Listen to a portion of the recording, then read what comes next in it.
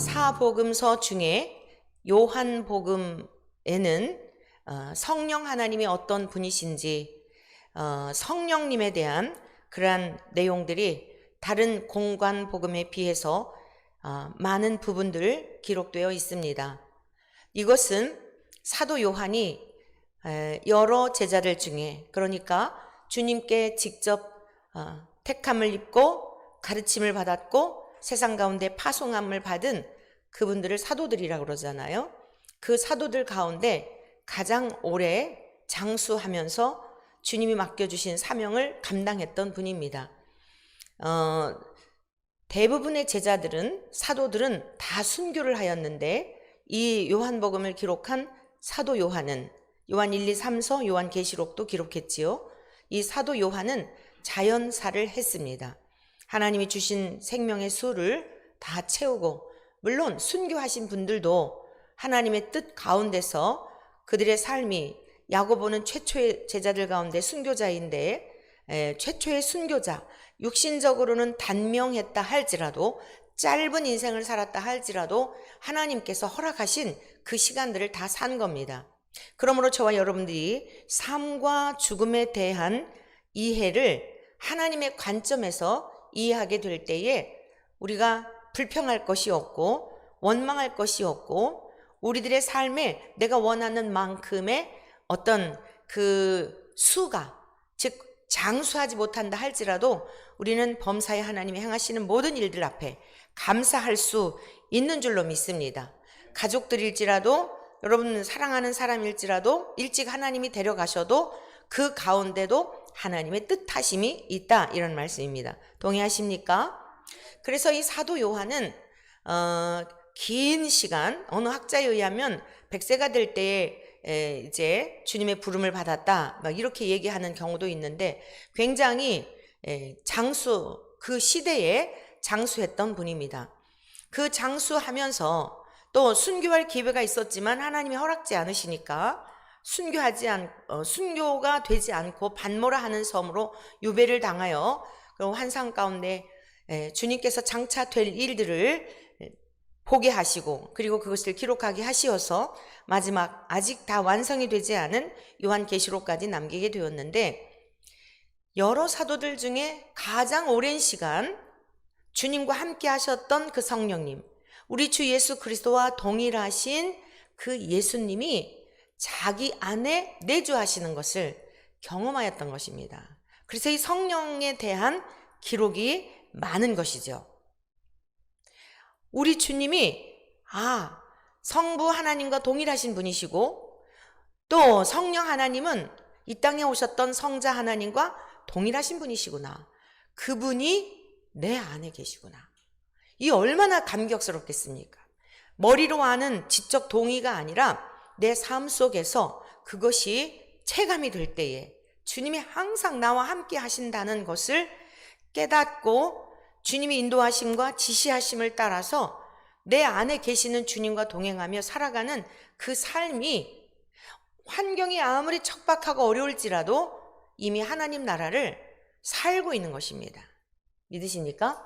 그래서 성령님이 우리 안에 함께 하시는 이 삶은 하나님이 함께 하시는 그러한 삶이에요. 그래서 그 삶은 곧 하늘나라를 사는 삶이기도 한 것입니다. 오늘 본문에 있는 말씀을 보면, 니고데모에 관한 대화가 쭉 진행이 되면서 사람이 물과 성령으로 거듭나야 하나님 나라를 볼 수 있고 하나님 나라에 들어갈 수 있다. 이 말씀이 이제 어디까지 오게 되었냐면, 예수님께서 이 세상에 오신 이유와 목적, 성부 하나님이 성자 하나님을 보내신 이유와 목적들을 빵 하고 선포하신 거예요. 그래서 하나님이 성부 하나님이죠. 세상을 이처럼 사랑하사 헤아릴 수가 없다는 거예요. 독생자를 주셨으니 성자 하나님이죠. 지금 니고데모와 대화하고 있고, 또 목격자였던 사도 요한이 지켜보는 그 예수님은 바로 성부 하나님으로부터 이 땅에 오신 분이시다. 그래서 지금 31절에도 위로부터 오시는 이는 이라고 이렇게 시작합니다. 위로부터 오시는 이는 예수 그리스도를 말씀하고 있는 거예요. 하나님으로부터 보내심을 받은 성자 하나님을 말씀하면서 만물 위에 계시고, 만물 위에 계시다라고 하는 이 뜻은 통치적 그 권세를 말씀하고 있는 거예요. 이 세상 모든 만물이 성부와 성자와 성령 삼위 하나님의 합작이에요. 한 분이시기 때문에, 한 분이시면서 하시는 사역이 그래서 성부 하나님으로부터 보내심을 받은 성자 예수님도 하늘로부터 오셨기 때문에 만물 위에 계시다. 통치적 권세가 있는 분이다 라고 하는 이런 말씀이에요. 그래서 하늘로부터 오셨다, 위로부터 오셨다, 같은 동의어인데 모든 만물의 통치권이 있음에 대한 것을 만물 위에 계시고 라는 표현을 한 거예요. 자, 반면 땅에서 난 이는 땅에 속하여, 땅에서 난 이는 땅에 속하여. 세례요한, 아주 위대했던 세례요한도, 모세도, 다윗도, 솔로몬도 모두 땅에서 난 이들이에요. 사도 요한도, 사도 바울도, 베드로도 모두 땅에서 난이에요. 죄의 본성 가운데 태어난 인생들이에요. 저와 여러분들도 땅에서 난이에요. 아버지와 어머니의 결합을 통해 부청 모혈을 통해 태어난 사람들이에요. 그래서 그걸 자연인이라 그래요. 예수 그리스도 밖에는, 오직 우리 주 예수 그리스도 밖에는 의로운 자가 한 사람도 없어요. 믿습니까? 아무리 세상의 사람들이 성자라고 추대하고, 아무리 세상의 사람들이 위대한 사람이라고, 심지어 종교를 만들어서 종교의 교주로 그렇게 추앙을 할지라도 다 땅에서 난이에요. 이게 우리 기독교의 독특성이고 유일성이에요. 오직 예수 그리스도만이 의로우신 분이고 모든 인간을 죄에서 구원할 자, 죄로부터 건져주실 수 있는 유일하신 의로운 분이시고 구원자라고 하는 것은, 이것은 기독교의 매우 중요한 유일성이며 독특성입니다. 이제 목회자들이나 신학교 교수의 이름으로 이런 것들을 해체하는 지경까지 왔는데, 아무리 그럴지라도 진리는 변하지 않습니다. 저와 여러분들을 낳아준 아버지와 어머니는 공부를 많이 하셨던, 외모가 노화가 되셔서 아무런 힘이 없고 정말 심지어 병상에 누워 계신 분이라 하더라도 나를 낳아준 분인 것을 부인할 수 없는 거예요. 동의하시죠? 나에게 물려준 재산이 없어도 나를 낳아준 아버지와 어머니는 한 분뿐이세요. 이 세상 만물을 시작하신 분은 하나님 한 분뿐이세요. 하나님과 동일하신 성자 하나님과 성령 하나님은 우리로 하여금 이 사실을 깨닫도록 각각 우리로 하여금 구원에 이르고 우리로 하여금 하나님 안에서 이 삶을 누리도록 하시는 사역만 다를 뿐이지 한 분이세요. 오늘의 이 말씀이 잘 증언하고 있는 내용인데 성경 말씀 같이 보시겠습니다. 자, 그래서 땅에 속하여 땅에 속한 것을 말한다. 땅에서 난 이들은. 그러니까 위로부터 오시는 이가 아니라면, 결코 위로부터 오신 이가 가르쳐 주시고 그것을 또 깨닫게 하시는 이가 아니라면 절대 깨달을 수가 없어요. 그러니까 물과 성령으로 나지 아니하면 그 나라를 볼 수 없다. 이게 무슨 뜻일까요? 지금 우리가 그렇다 그래서 천국이 어떻고 하나님의 보좌가 이렇고 그걸 본다는 얘기가 아니죠. 하나님의 영과 우리의 영이, 즉 성령님과 우리의 영이 연합이 되어서 이 기록된 말씀이 보는 것처럼 그냥 믿어지는 거예요. 이러한 것이 전혀 의심 없이 마치 그 나라를 내가 지금 눈으로 목격하고 그대로 보고 있는 것처럼 전혀 의심 없이 기록된 하나님의 말씀이 믿어지는 것입니다. 마음이 청결한 자는 복이 있나니 그들이 하나님을 볼 것이요. 같은 맥락이에요. 우리가 어떻게 청결할 수가 있습니까? 우리는 양잿물을 가지고 수다한 양잿물로 씻을지라도 우리의 죄를 씻을 수 있는 우리의 힘도 없고 능력도 없어요. 그런데 예수 그리스도의 보혈이, 십자가에서 우리의 죄를 대속하신 예수 그리스도의 보혈이 우리를 깨끗게 하시고 영으로 죽어있던 우리를 에베소서 2장 1절의 말씀과 같이 예수는 죄와 허물로 죽은 바로 저와 여러분들을 너희를 살리셨도다. 예수 그리스도의 영이 성령 하나님이 우리와 함께 하실 때에 그 나라를 보는 것처럼 그 나라에 살 수 있는 이러한 능력을 우리에게 주시는 것입니다. 그런데 이것은 복음을 듣고 회개하고 주님 앞에 돌아온 자들, 복음을 믿고 그 말씀대로 순종하며 이 말씀이 사실인 것을 믿고 아하, 나는 전혀 소망이 없는 죄인이구나 라고 하는 것을 인정하며 주께로 돌아온 자들에게 우리가 땅에 속해 있었지만 이제 하늘에 속한 하나님의 말씀, 예수 그리스도의 말씀, 성육신 하신 주님이 하시는 말씀들이 믿어지게 되고 깨달아진다, 이런 말씀인 것입니다. 그리고 하늘로부터 오시는 이는 만물 위에 계시느니라. 하늘로부터 오시는 만물 위에, 즉 모든 만물을 통치하시는 그 자리에 계시다. 32절, 그가 친히 보고 들은 것을 증언하되. 네, 우리 예수님은 자신의 소리를 말씀하신 적이 없습니다. 그래서 예수님의 말씀들을 보면 거의 구약의 말씀들을 인용하셨거나 구약의 말씀들을 해석해 주신 내용들이에요. 우리가 구약의 말씀을 그냥 덮어놓고 있기 때문에 그러지 구약은 구약이고 신약은 신약이 아니에요. 성경은 한 권입니다. 믿습니까? 성경 66권은 다시 함축하면 한 권이에요. 하나님께서 우리에게 주신 내용의 말씀은 각각 기록자들은 40여 명의 기록자들은 다를지라도 하나님의 인생들을 향하여 하시는 그 말씀의 의미와 의도와 목적과 방향과 모든 것은 하나예요.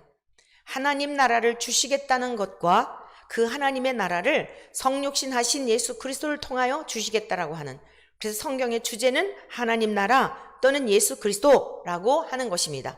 창세기에서부터 요한계시록까지 예수님에 관한 말씀입니다. 그래서 이제 그가 친히 보고 들은 것을 증언하되, 그가 누구를 말하냐면 예수 그리스도를 말씀하고 있는 거예요. 하늘로부터 오신 예수님이 성부 하나님과 성령 하나님과 한 분이셨기 때문에 모든 것을 정확하게 알고 계시고, 우리들은 아무리 공부를 많이 하고 성경을 연구하고 그저 일평생을 그런다 할지라도 주님 나라 갈 때까지 우리의 부족함이 그저 10에서 9가지 면해질지는 모르겠어요. 그러나 한계가 있는 거예요. 우리 인간은 성경을 아는 지식에 있어서도. 그래서 우리가 끊임없이 우리 안에 내주하시는 진리의 성령님을 통하여 곁길로 가지 않도록 보혜사이신 성령님의 인도하심을 따라야 할 줄로 믿습니다. 이게 모든 피조물인 인간들의 한계예요. 아무리 유능한 신학자들일지라도 종교 개혁자들일지라도 그들에게도 다 한계가 있는 거예요. 오직 유일하신 우리 주 예수 그리스도만이, 진리의 성령님만이 완전하시고 기록된 이 말씀만이 우리를 생명의 길로 인도하여 주시는 줄로 믿습니다. 그래서 우리 예수님은 이 땅에 오셔서 위로부터 오셨는데 들은 것을 증언하되 그의 증언을 받는 자가 없다는 거예요. 자, 그래서 이제 요한복음 우리가 지금 3장까지 왔는데 앞으로 계속 이 요한복음을 우리가 말씀을 배우게 될 때에 느끼게 되는 게 뭐냐면, 다른 공관복음에 비하여 계속 예수님이 유대인들로부터 공격을 받는 내용이에요. 그 강도가 점점 심해지는 내용들이에요. 예수님이 칭찬을 받고 예수님이 영광을 받고 이러한 것보다, 물론 많은 사람들이 예수님을 따르며 그가 이 세상에 오실 선지자인 줄 알고 왕으로 삼으려고 했던 내용도 기록되어 있어요. 그러나 주님은 그들을 믿지 않았어요. 많은 사람들이 예수님을 추종하였지만 예수님은 그들을 의탁하지 않았다라고 성경은 증언하고 있습니다. 왜 그렇죠? 그들이 또 어느 순간에 가서 돌변해가지고 예수님을 십자가에 못 박게 하소서, 십자가에 못 박게 하소서 소리를 지르며 결국 예수님을 죽는 자리에 내몰았던 군중들이기 때문에 그들을 의탁하지도 않으셨고 그들을 믿지도 않으셨어요. 여러분, 저와 여러분들의 신앙의 여정 가운데서도 우리가 믿어야 될 대상은 오직 우리의 생명의 주가 되시는 예수 그리스도 한 분이신 줄로 믿습니다.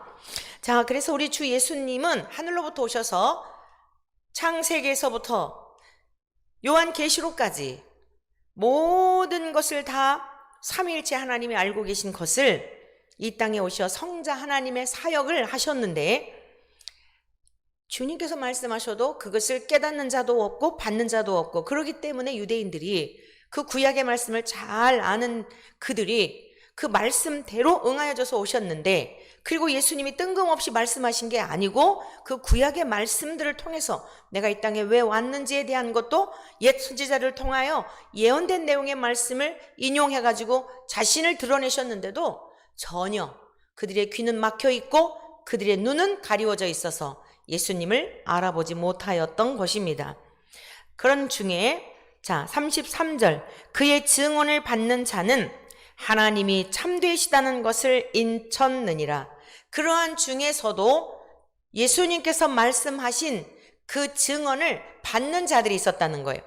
깨닫는 자들이 있었다는 거예요. 근데 그 사람들이 누구냐? 하나님께서 인치신 자라는 거예요. 이 인치다라고 하는 것은 어떤 의미인가 하면 그 도장을 찍다라는 뜻이에요. 여러분 뭐 도축장이나 뭐 이렇게 그런 데도 가보면은 검열을 받은 이 도장 이런 게 있잖아요. 도장에 표가 있단 말이에요. 이것은 건강한 이 짐승이어가지고 그 가치가 있다. 그래가지고 그거를 딱딱 다 도장 찍은 게 있어요. 여러분 우리가 상호간에 집을 사고 팔고 하는 중에도 반드시 그 하단에는 서명을 하고 도장을 찍죠. 요즘은 간소화해서 그냥 사인만 하지만은, 그래 그것도 나중에 진짠가 가짠가 또 대조도 하고 그렇잖아요. 이것은 무엇인가 하면, 도장이라고 하는 것은요, 이 도장을 찍을 때에 그 인주가 붉은색이잖아요. 그 생명에 관한 거예요. 내가 생명을 걸고 내 목숨을 걸고 약조한다, 이런 뜻입니다. 그러니까 하나님께서 인치셨다라고 하는 것은 성령님, 즉 성령으로 말미암아 에베소서 1장에서는 더 구체적으로 이 성령으로 인쳤다라고 하는 것에 대한 말씀을 기록하고 있는데, 우리 한번 같이 에베소서 1장으로 가보겠습니다. 에베소서 1장은 성부와 성자와 성령 삼위 하나님의 사역에 대한 것을 아주 잘 기록하고 있는데, 이 바울이 유대인으로서 구약에 기록된 말씀들을 너무도 잘 알고 있었던 분이에요. 그래서 사도행전 9장에서 다메섹 도상에서 예수님을 만나고 나서 아라비아 광야에 가서 3년 동안 성경을 연구하는 중에, 구약에 그 성부 하나님께서 성자 예수님을 보내주시기로 약속하신 대로 오셨구나. 근데 이러한 것을 증언하시는 분이 바로 성령님이시구나. 이러한 것을 또한 직접 경험하였기 때문에 이렇게 아주 상세하게 잘 기록하고 있음을 볼 수 있습니다. 이제 우리가 성령에 관한 것만 살펴보기 위해서 13절의 말씀을 같이 보겠습니다. 그 안에서, 여기서 그 안에서란 그리스도 안에서라고 하는 뜻이에요. 너희도 진리의 말씀, 곧 너희의 구원의 복음을 듣고, 그렇죠? 진리 자체이신 예수님이 이 땅에 왜 오셨는지, 우리가 예수님을 믿음으로 말미암아 구원 얻는다라고 하는 이 복음, 구원의 복음을 듣고 그 안에서 또한 믿어. 자, 우리가 어떠했어요? 복음을 들었어요. 복음을 듣고 어떻게 했어요? 믿었어요. 그랬더니 약속의 성령으로 인치심을 받았다는 거예요. 하나님께서 너는 내 것이다 라고 인쳐주셨다는 거예요. 이 논란이 있는 부분인데, 최근에도 어느 목사님이 설교하시는 중에 한 번 구원은 영원한 구원이 아니다.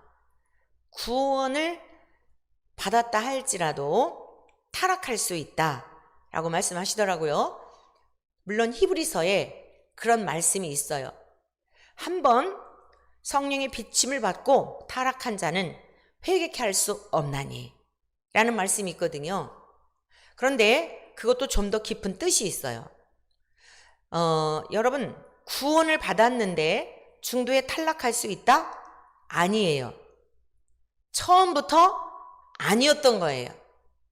왜냐하면 쉽게 말해서 한번 생각해 보세요.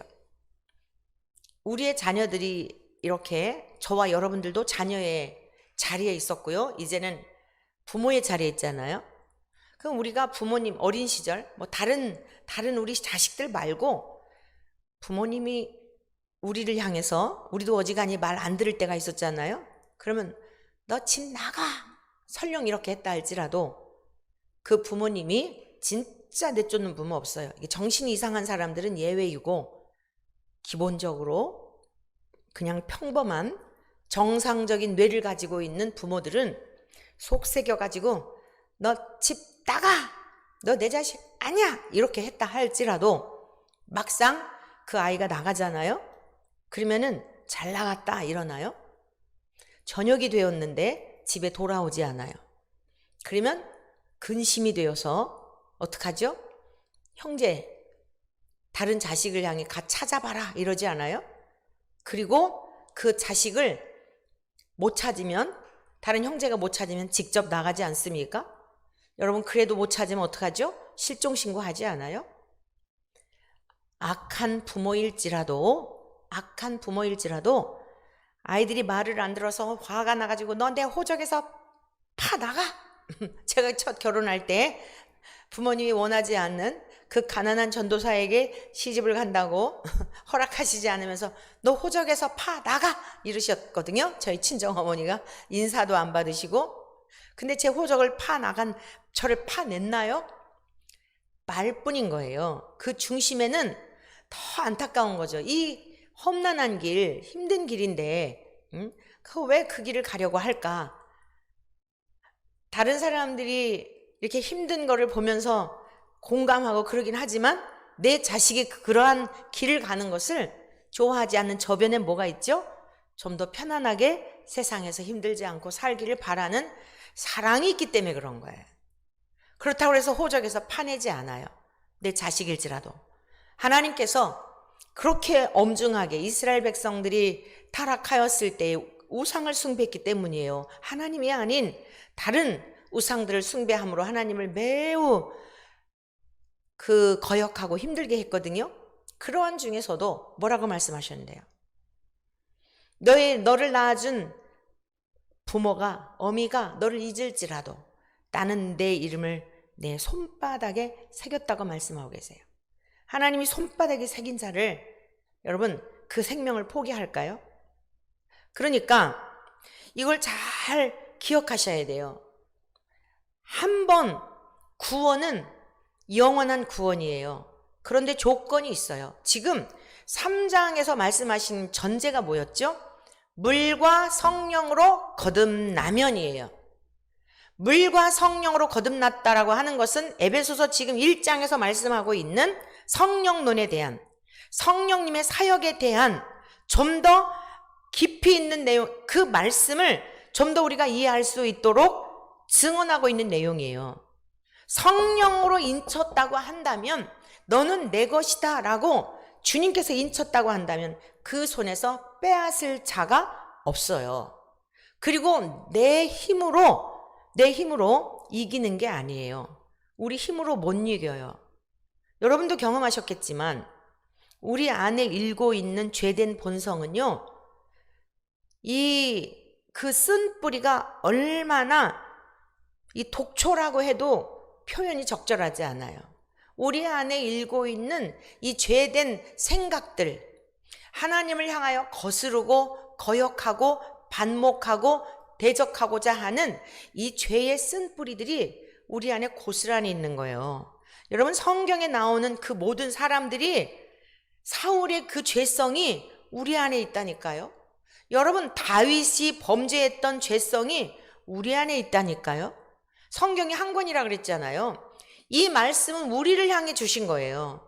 근데 우리의 힘으로 안 돼요. 다윗이 승승장구하면서 하나님께 꼭 전쟁에 나갈 때마다 하나님께 여쭈었어요. 이 전쟁에 나갈까요 말까요? 여쭙고 하나님께서 명령이 떨어지면 나갔어요. 그 명령에 순종하였을 때마다 전쟁에서 승리했어요. 근데 어느 순간 하나님께 여쭙고 싶지가 않았어요. 여러분, 그 다윗이 어떤 다윗이 아니에요. 하나님의 많은 은혜를 경험했는데도 그냥 내 힘으로, 내 생각으로 해보고 싶은 생각이 불쑥 솟아오른다니까요. 여러분은 경험하지 않았습니까? 저는 수없이 그런 생각을 경험한 적이 많아요.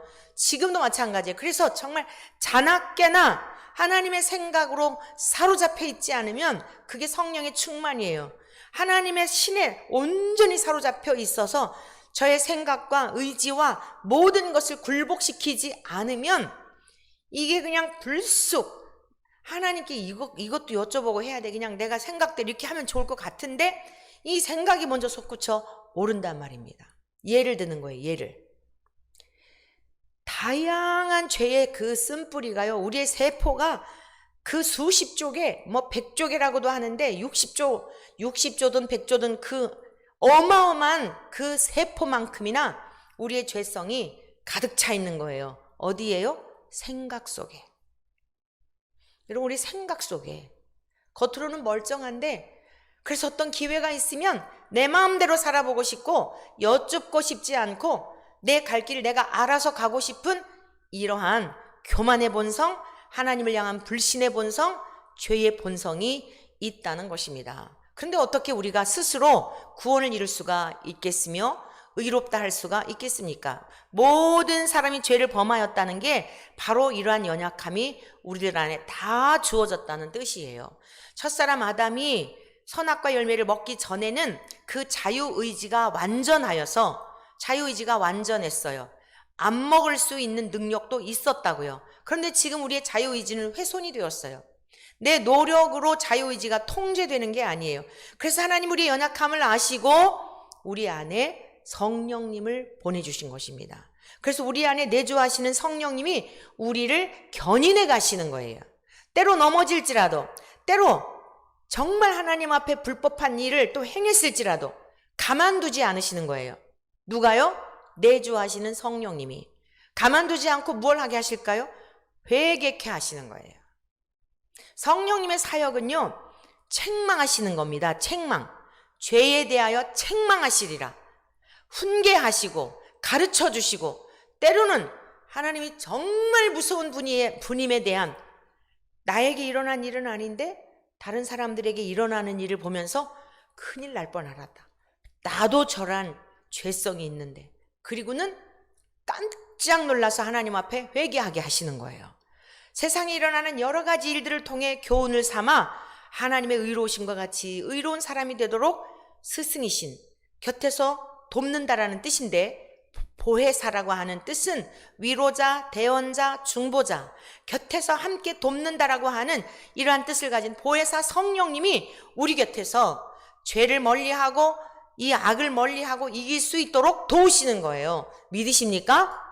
그래서 우리가 죄를 이기는 것이지 절대로 우리 힘으로 못 이깁니다. 그러니까 우리가 모든 것이 주의 은혜입니다 라고 고백할 수밖에 없는 것이, 하나님이 내 안에 계셔서 죄를 이기도록 도우시고 무엇을 선한 일을 한다 할지라도 그 일을 감당할 수 있도록 힘을 주시고, 그래서 주님께만 영광을 돌리게 되어지는 것이에요. 예수님이 그 삶을 사시지 않았습니까? 오직 아버지의 영광을 위해 사셨잖아요. 그 삶을 고스란히 우리로 하여금 살아내도록 도우시는 것입니다. 그러므로 자, 성경 말씀 다시 같이 보시겠습니다. 에베소서 1장 13절. 복음을 듣고 구원의 복음, 예수 그리스도를 믿음으로 말미암아 구원을 얻는다는 이 복음을 들은 겁니다. 또 그 안에서 믿어 약속의 성령으로 인치심을 받았으니. 약속의 성령, 성부와 성자 하나님의 약속이시죠. 성령님을 보내주시겠다고 하는 약속이시죠. 그래서 구약의 선지자들은요, 오늘 이 시대, 우리가 살고 있는 이 시대를 굉장히 소망했어요. 그럼 무슨 시대냐면 성령 하나님이 오셔서 우리 안에 좌정하시어 이게 온전한 임마누엘이에요. 예수님의 이름의 뜻이 무엇이죠? 또 다른 이름이 있죠. 아들을 낳으리니 이름을 예수로 하라. 그가 자기 백성을 그들의 죄에서 구원할 자이심이라. 자, 보라 처녀가 잉태 아들 낳을 것이 그의 이름을 임마누엘이라 하라. 이는 하나님이 우리와 함께 계시다 함이라. 여러분, 함께 계시다라는 게 무슨 뜻이에요? 1대1로 이런 관계가 아니에요. 하나님이 내 안에, 내가 하나님 안에 거하는 임마누엘의 그 복을 주시려고 예수님이 이 땅에 오신 거예요. 왜요? 우리의 힘으로 도저히 해결할 수 없는 죄의 문제를 해결해 놓으셔서 우리가 하나님께로 갈 수 있는 길이 되어주신 거예요. 그래서 나는 길이요 라고 말씀하신 거예요. 그리고 예수님은 진리요, 진리 자체이신 거예요. 생명이요 라고 말씀하신 거예요. 나는 부활이요 라고 말씀하신 거예요. 그 예수님 때문에 예수님이 우리 안에 성령님으로, 성부와 성자께서 약속하신 성령님으로 함께 하시는 까닭에 하나님이 우리의 죄가 다 대속하였으니까, 깨끗해졌으니까. 그럼 지금 우리가 뭐 윤리나 도덕적으로 깨끗합니까? 아니에요. 여러분들이 자꾸만 어떻게 인간이 완전할 수 있나요? 라는 물음을 갖고 아예 일찍 포기해버려요. 완전할 수 없어요. 아유, 네 세상에 완전한 자가 있었답니까? 포기해버리는데 우리 힘으로 절대 완전할 수 없다니까요. 우리 힘으로 어떻게 완전합니까? 우리에게 있는 악습을 누가 이길 수 있답니까? 우리 힘으로 이기는 게 아니에요. 왜 옛 선지자들이나 다윗 왕도 그토록 예수님이 오시기를 소망하고 오늘 이 시대 우리가 살고 있는 이 시대를 그토록 갈망했느냐 하면 하나님이 우리 안에 계시는 그 삶, 죄를 이기고 싶어도 이길 수 없는 삶. 여러분 솔로몬을 보십시오. 하나님께로부터 지혜를 얻어서 얼마나 많은 지혜로운 글들을 남겼습니까?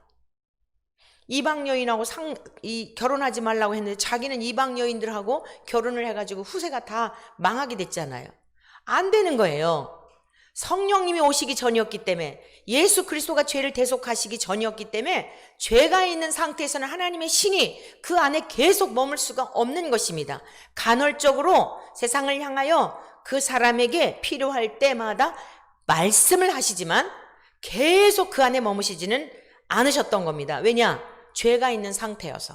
죄가 있는 상태는 하나님이 계속 계실 수가 없는 거예요. 그래서 예수 그리스도께서 오셔서 이 죄의 문제를 해결하여 주셨기 때문에 감히 죄인인 우리들에게, 그래서 이게 염치 없는 우리는 의인이에요. 의롭다 인정을 받았지만 염치 없는 사람들이에요. 본래는 무엇이었어요? 죄인이었어요. 그래서 바울 사도는 이에 대하여 뭐라고 하고 있어요? 양자 삼았다고 말씀하고 있어요. 우리가 과거에는 죄의 종이더니 마귀가 주는 생각을 따라 살아갔던 죄의 종이었다고요.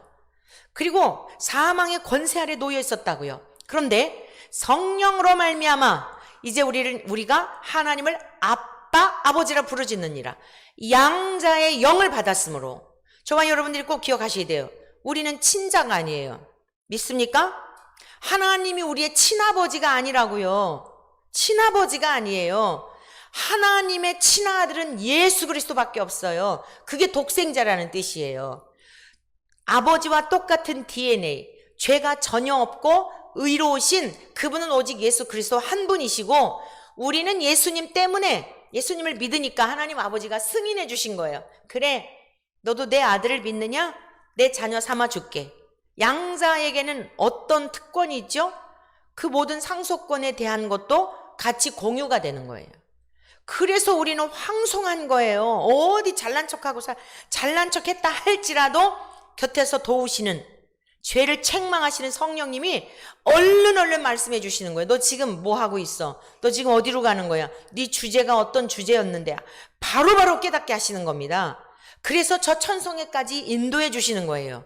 그래서 한번 정말 성령님이 인쳐주신 거듭난 사람은 하나님을 떠날래야 떠날 수가 없는 거예요. 내가 떠났다 할지라도 반드시 하나님께서 데리고 오시는 거예요. 억압적으로요? 아니요. 인격적이시기 때문에 계속 그 안에 계시는 성령님이 근심하시면서, 우리가 이 성령의 사역에 대한 것을 한번 4장 30절을 같이 보시겠습니다. 에베소서 4장 30절, 에베소서 4장 30절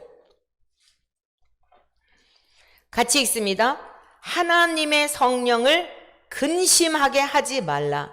그 안에서 너희가 구원의 날까지 인치심을 받았느니라. 성령 하나님이 우리 안에 계시기는 계시는데 어떤 때가 있다는 거죠? 근심하게 할 때가 있다는 거예요. 그러면 성령 하나님은 성부 하나님과 성자 하나님과 똑같은 분인데 어떤 때 근심하실까요? 죄 가운데 있을 때, 죄 지을 생각을 할 때, 하나님과 상관없는 그러한 일을 도모하고자 할 때 우리 안에 계시는 성령님이 근심하신다는 거예요. 그러니까 하나님의 기쁨으로 사느냐 근심으로 사느냐, 이 차이가 있는 거예요. 여기 지금 분명히 뭐라고 말씀했습니까? 구원의 날까지 인치셨느니라. 인치심을 받았느니라. 그러니까 중간에 중간에 뭐 막 아니었던 거죠. 드러나는 거예요. 그 속에 하나님의 영이 계신 분들은 특징이 뭐냐면 회개를 해요. 잘못할 수 있어요. 이 목회자가 대부분 이 말로 이 사역을 하잖아요. 즉 하나님의 말씀을 선포하는 사역을 하잖아요. 많은 청중들이 모여 있다 보면 아무래도 사람의 수에 이 어떤 감정이나 이런 것들이 좀 많이 요동치겠죠. 적은 소수의 성도들과 목회하는 분하고 정말 광장에서 수많은 사람들이 그저 추종을 하고 열광을 하고 막 무슨 말을 해도 이러고 하다가 보면 업되지 않겠어요? 거기까지는 그럴 수 있다고 생각할 수 있습니다. 그런데 진짜 성령의 사람이라면 물과 성령으로 거듭났고 내주하시는 성령님이 계시다고 한다면 반드시 돌아보게 하세요. 반드시 돌아보게 하세요. 선생님이시니까. 오늘 한 말씀에 대하여 네가 지금 너의 사상과 소견을 전한 것은 없는지. 어떤 때는요, 설교 끝나고 나면 그 말씀을 이 말씀을 이렇게 했어야 되는데 아쉽다, 이런 깨달음이 있을 때도 있고, 이건 정말 낯이 뜨뜻하다. 또 그게 그냥 그 속에 그냥 교묘하게 또 이 자기 자랑이 있었네. 막 이런 것들을 그냥 여러분 예배 끝나고 가면은 잘 모르겠지만 그렇게 솔솔 생각나게 하셔서 어떨 땐 낯이 뜨뜻하기도 하고 모든 범사에 생각나게 하세요.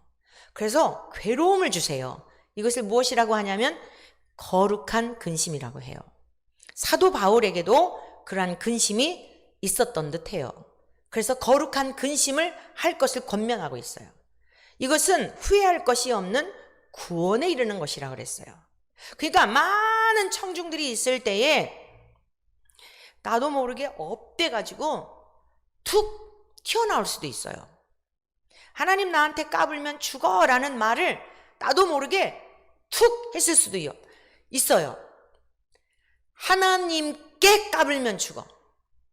그 말 한다는 게 하나님 까불면 죽어 깨라고 하는 조사를 안 써서 그랬다고 한다면 다음에 수정하게 돼 있어요. 여러분, 지난번 제가 설교할 때 하나님 까불면 죽어라고 했는데 제가 실수를 했습니다. 아무리 믿음이 좋은 분일지라도, 많은 업적을 남긴 분일지라도 하나님께 까불면 죽는다는 뜻입니다. 그래서 우리는 겸손해야 합니다. 라고 수정을 하면 끝난 거예요.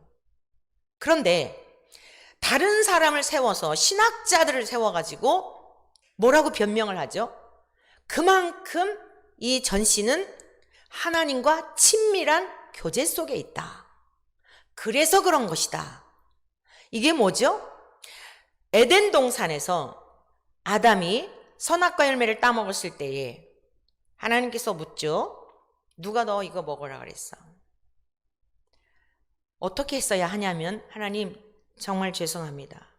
하나님께서 분명히 저에게 명하셨는데 그것을 먹는 날에는 죽으리라고 말씀하셨는데 제가 아내가 먹으라고 권하는 바람에 먹었는데 하나님 앞에 범죄하였습니다. 이렇게 되는 거예요. 우리가 살면서 죄를 지을 수 있어요. 죄를, 하나님이 다윗을 귀히 여기시고 마음에 합한 자라고 하는 이유가 뭔지 아십니까? 우리 모두에게 있는 죄성이 그 다윗만이 아니라 우리들에게도 다 있어요. 그런 상황이 되면. 근데 하나님이 다윗을 귀중히 여기신 게 뭐고 사울을 내치신 이유가 뭔지 아세요? 사울은 회개를 안 했어요. 너 그 아말렉과의 전쟁에서 모든 전리품들 다 죽여. 아각 왕까지도 다 쪼개서 죽여. 근데 살찐 짐승이랑 이런 것들을 다 살려두고서는 자기의 탐심 때문이었거든요. 왜 살려두었냐고 물으니까 변명을 하잖아요. 여러분, 우리는 아주 그냥 체질적으로 죄를 짓고도 아담과 같이 변명하는 죄성이 있는 거예요. 근데 성령님 우리 안에 계시다는 건 뭐지요? 바꿔놓으신 거예요. 그 성령님 우리 안에서 잘못했습니다, 죄송합니다 라고 고백하게 하고 회개케 하고, 성령님의 첫 번째 사역이 뭐냐면 죄에 대하여 책망하시는 거예요. 여러분, 그랬다고 한다면 누가 허물을 했을까요? 정말 많은 성도님들이 이렇게 그냥 막 생각지 않게 많은 분들이 모이셔가지고 아멘하고 할렐루야 하며 제가 말씀 전할 때 이렇게 환호해 주다가 보니까 그냥 제가 마음이 업돼가지고 하나님 앞에 참 죄를 지었습니다. 성도 여러분, 말이 안 되는 겁니다.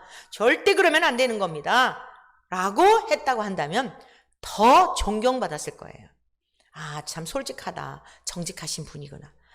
저도 존경해 드렸을 거예요. 계속 변명하는 거예요. 계속. 예수님도 실수했다고. 성부와 성자, 성령의 본체라고 삼위일체를 완전히 다 모욕하고 모독하고 능멸하고 짓밟고 있어요. 여러분, 어느 이단도 지금까지의 문선명, 박태선 이런 사람들, 세상을 요란하게 하던 사람들이 많이 스쳐 지나갔는데요, 지금처럼 이렇게 아주 세계적으로 통역관까지 옆에 세워가지고요, 세계적으로 이런 사람 없었어요. 멀지 않았어요. 무너지게 될 거예요. 무너져야죠.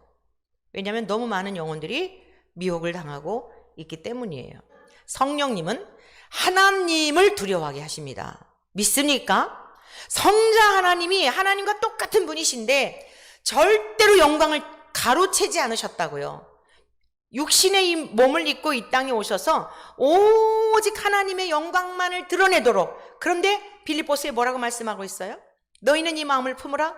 그는 근본 하나님의 본체시나 하나님과 동등됨을 취할 것으로 여기지 아니하시고 자기를 낮추어 지극히 낮추어서 십자가에서 죽기까지. 그 나무 십자가의 죽으심은 여러분, 세상에서 제일 악한, 로마의 형법에 의하면 제일 악한 죄인이 죽는 죽음이에요. 그 자리에까지 가시면서 순종하신 거예요. 저와 여러분들이 가는 길은 그 길이에요. 세상에서 영광을 받고 사람들에게 칭찬받고 박수갈채를 받는 길이 아니고, 그리고 지금 또 미국의 집회를 가가지고 성령이 임하시게 되면 무병장수를 한대요. 무병장수. 여러분들의 사업이 부자가 된다는 거예요. 성령 세례 받을래요? 이래가지고 장땡동이라는 사람 나와가지고 내가 여기까지 하고, 이 장땡동이라는 사람이 또 기도를 하면은 세례를 받으면 세례를 주면 여러분들이 다 세례를 받아서 병도 다 낫게 되고 무병장수하게 되고, 여러분, 성령님을 모독하는 거예요.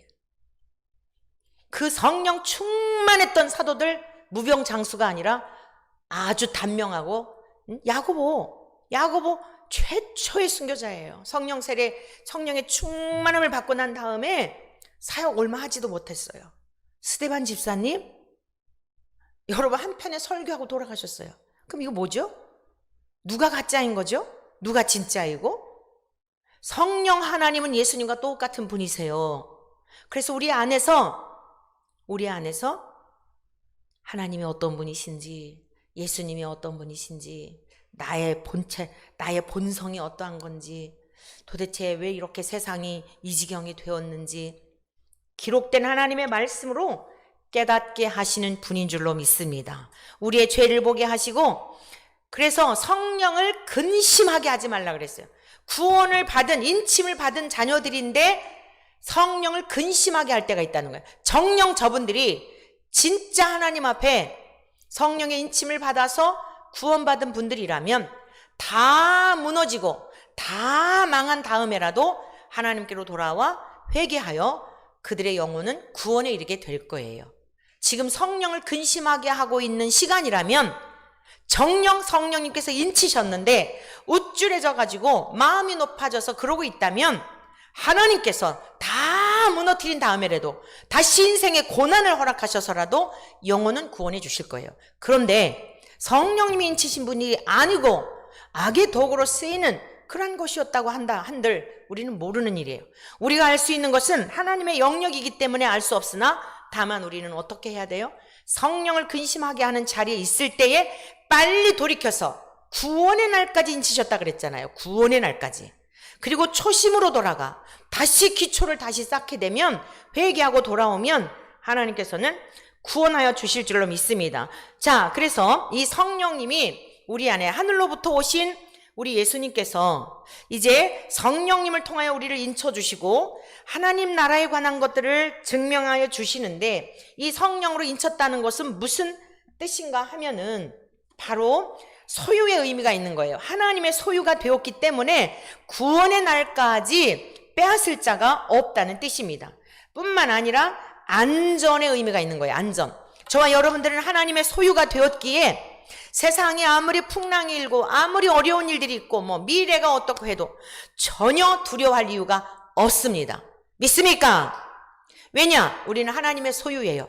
그 손에서 빼앗을 자가 없는 우리의 적이, 여러분, 저와 여러분들의 호적이 하나님 나라 생명록에 기록이 되었다면 절대로 하나님께서 우리가 때로는 넘어지고 때로는 실수하고 때로는 주님 앞에 심히 부끄러운 순간들이 있다 할지라도 우리 안에 계시는 스승이신 성령님께서 일깨워 주시고 회개케 하시어서 다시 우리 주님의 십자가의 보혈로 깨끗함을 입어 우리의 원죄는 이미 십자가에 예수님의 그 죽으심과 함께 믿는 자들은 죽었지만 자범죄, 날마다 삶 속에 짓는 죄에 대한 것들은 우리 안에 동행하시는 성령님을 통해 회개케 하시고 다시 깨끗게 하시어서 거룩한 그 길을 가도록 도우시는 줄로 믿습니다. 그래서 안전의 의미가 있고 이것은 재림의 날까지 유효한 거예요. 재림. 그러니까 우리 주님 다시 오실 때까지.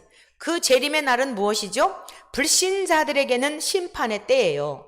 불신자들에게는 심판의 날이지만 여러분 구원 얻은 하나님의 백성들에게는 위로의 날이고, 할렐루야, 잘 참았구나, 잘 견디었구나, 너무나 수고하였다. 그게 아가서 2장의 말씀 아니겠습니까? 나의 사랑 나여 예쁜 자야 일어나서 함께 가자. 겨울도 지나고 비도 그쳤고 시련과 고난의 때가 다 지났다는 거예요. 위로의 날이요 안식의 날입니다. 그 재림의 날까지 유효한 것입니다. 뿐만 아니라 우리가 하나님에 대하여 인식이 왜 필요하냐? 하나님 변덕스러운 분 아니에요. 이랬다 저랬다 하는 분 아니에요. 그래서 성령이 인치셨다는 것은 불변의 의미가 있어요. 변하지 않아요. 일관되잖아요. 창세기에서부터 계시록까지 일관되잖아요.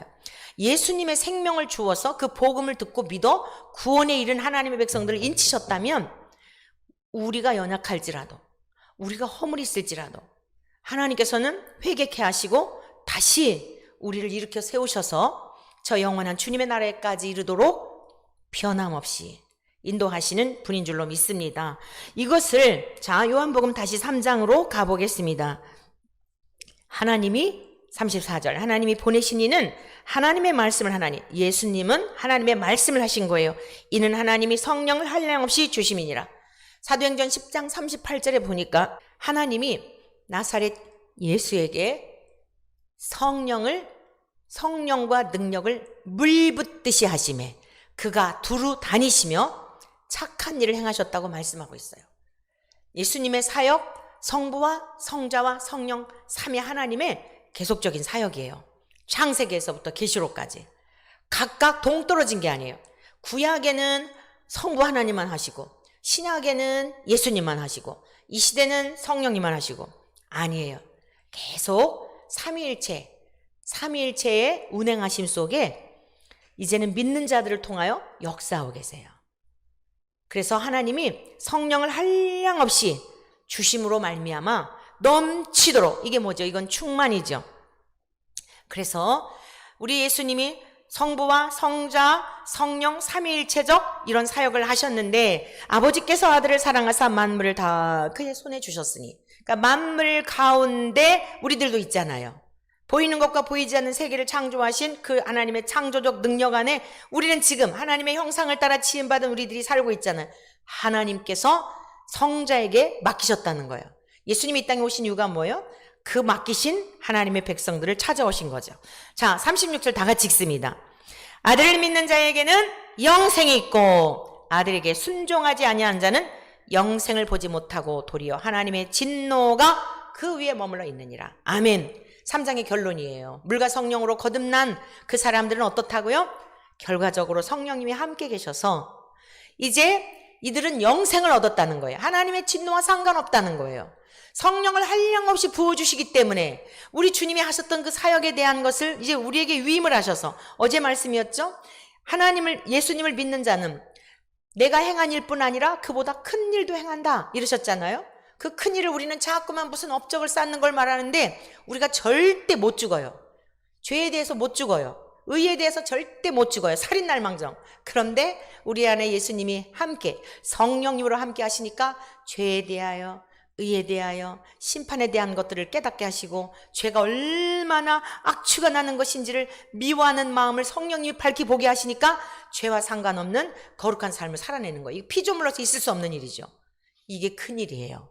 할렐루야. 큰 일을 자꾸 성공지향적인 것으로 착각을 해서 이 지경이 된 거예요. 자기를 죽이는 능력, 성령이 너에게 임하시면 너희가 권능을 받고, 이 권능이라는 것도 자기를 죽이는 능력이에요. 죄를 죽이는 능력, 의를 죽이는 능력, 하나님의 본래적 형상을 되찾도록 하는 그러한 능력을 우리에게 성령님을 통하여 주신다는 말씀입니다. 그러므로 이러한 사람들은 영생이 있고, 이미 영생, 하나님의 영원한 생명이 있는데 누가 그 생명을 그 손에서 빼앗을 수 있겠습니까? 그래서 이랬다 저랬다 하시고 하나님이 에이 너는 내 자식 아니야 이러겠습니까? 아니에요. 오늘 저와 여러분들은 이 놀라운 비밀, 간직한 자요 예수 그리스도를 통하여 생명을 얻은 자들로서 한순간 한순간 헛되이 살지 아니하고 정말 하나님이 기뻐하시는 일이 무엇일까? 믿음이 없이는 기쁘시게 못한다 그랬어요.